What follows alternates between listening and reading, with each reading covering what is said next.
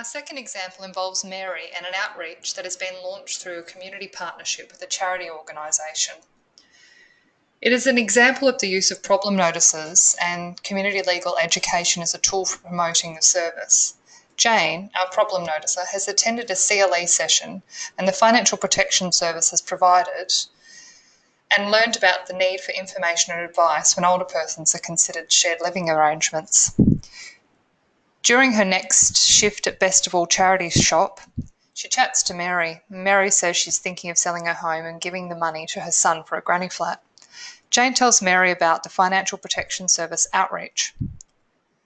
Mary attends the Financial Protection Service outreach at Jane's suggestion, and this is the conversation that ensues. Good morning, thanks for coming along. My name is Liz, I'm here from Helpful Legal Service. Yes, well, a woman, Jane, from the charity shop suggested I come along. Not sure what this is all about. I'm glad you could make it. My name's Liz and I'm a social worker with Helpful Legal Centre. We're here promoting a new service we've set up to help people in our community with retirement and financial decisions. It's called the Financial Protection Service, and it's aimed at making sure people who are approaching retirement can easily access free and independent financial, legal and social support when they need it. Oh, yes, well, I am retired now, but I'm thinking of moving. Oh yes? Yeah, yes, my son, he wants me to move in with him. I already look after his kids most afternoons after school while he's working, so I'm there all the time. How do you feel about that? Well, I'm not sure. He wants me to sell my house, and I love my house. He's always telling me I have too much junk in it, but everything has a special memory for me. I could never throw it away. Yeah, I can certainly understand that. Do you live on your own? Yeah, my husband died 6 years ago. Miss him every day. Neighbourhood has changed a lot. Lots of people moved on.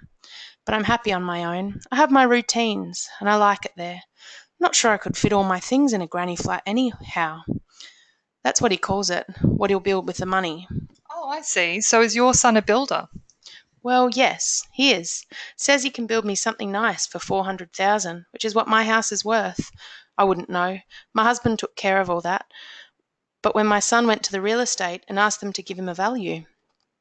But it seems like a lot of money, and I'm not sure about all the noise. I love my grandkids, but it's so nice to go home and have a quiet cup of tea every afternoon. I have them every day, you see. I can see it's a big decision for you and that you love your home and the quiet there. You've mentioned you've retired. Are you on the age pension? Yes. And does your son give you any money for looking after the grandkids? Oh no, he can't afford that. Got into a spot of trouble with the mortgage a few years ago, and he's still getting on his feet. I see. And did you help him out with the mortgage? I had to do that for one of my sons recently. He broke his leg and had to have a month off work. Well, yes, I did. I had some set aside for when my husband died. I said I'd lend him that. Oh, I see. And has he been able to pay you back? Well, no, he didn't. But I got tired of asking for it, so I've just given up.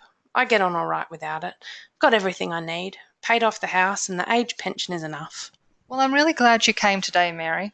I've been working on our community for a long time, and it seems to me that deciding where you can live in later life can be one of the hardest decisions you make as you age.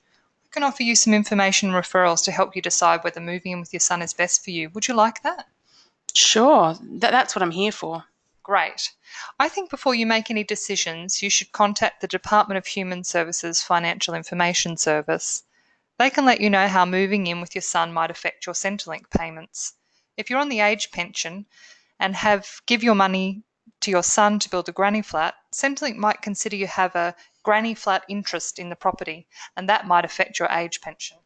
Oh, I didn't know that. How do I speak to them? I'll give you this handout. It has the number for the Financial Information Service, and you can give them a bell. Oh, thanks for that. Also, if you're thinking about building a granny flat, it's a really good idea to get some legal advice and some financial advice. It's important to get these things in writing and make sure it's the best decision for you.